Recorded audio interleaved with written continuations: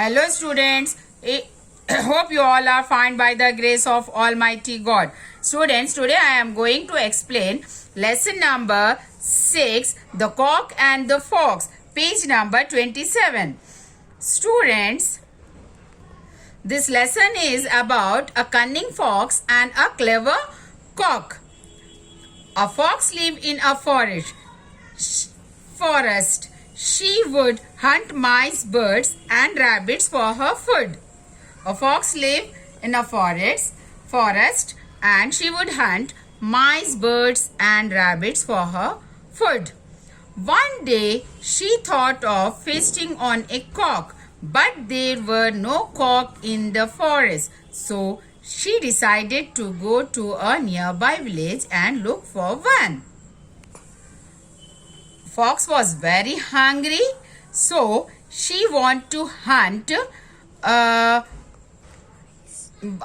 mice, birds and rabbits for her food, but there were no cocks in the forest. So she decided to go to a nearby village and look for a cock. Foxes are afraid of dogs, but this fox forgot all her fear. She ran straight towards the village. She had not gone far when she saw a cock. It was sitting on the branch of a tree. It was a very fat and tasty looking cock. All foxes are afraid of dogs, but this fox forgot all his fear and she ran straight to the village. She had not gone so far.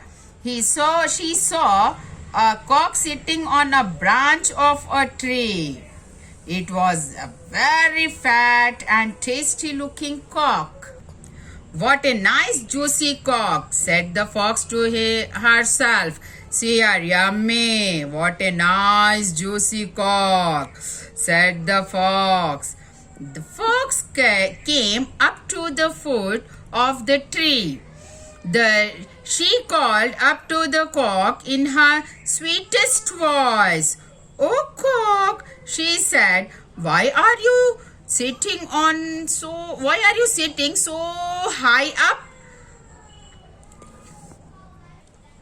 "Oh cock," she said, "why are you sitting so high up there?" What she said to the cock? "Why are you sitting so high up there? Why don't you come down and shake hand with me?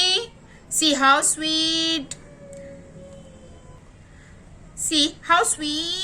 she's telling to the cock. Oh cock, why don't you come down and shake hand with me? I have some very good news for you. You will be pleased to hear it." The cock narrowed its beady eyes. It clutched the branch a little tighter, but it remained silent. The fox made her voice even more sweet and said, Believe me, cock, we foxes want to be friend with all the cocks and hens." What he said? What she said? "Believe me, cock, we foxes want to be friend with all the cocks and hens. So you needn't be afraid of us." "No need to afraid. Come down. We foxes want to be friends with all the cocks and the hens." The fox said, "You don't have to hide yourself when you see us. Please give this good news to all cocks and hens. Tell them that all foxes are their friends." Give this good news to all the cocks and hens. Tell them that foxes are their friends. No need to afraid with them. Now you can come down to me without any fear. Come, let's shake hand and be friend. The cock clutched the branch even more tightly. Then he spoke to the fox as sweetly. "Oh, fox, I think you. Oh, fox, I thank you for the good news." Cock said to the fox, "Oh, fox, thank you for the good news. I am glad to hear that we shall be friends now. But please wait a minute. I have just seen some village dogs. They are running fast to this side. They will reach here in no time. Then we shall all shake hands and be friends." See the clever cock? What he said? Cock said, "I am glad to hear that we all are friends now.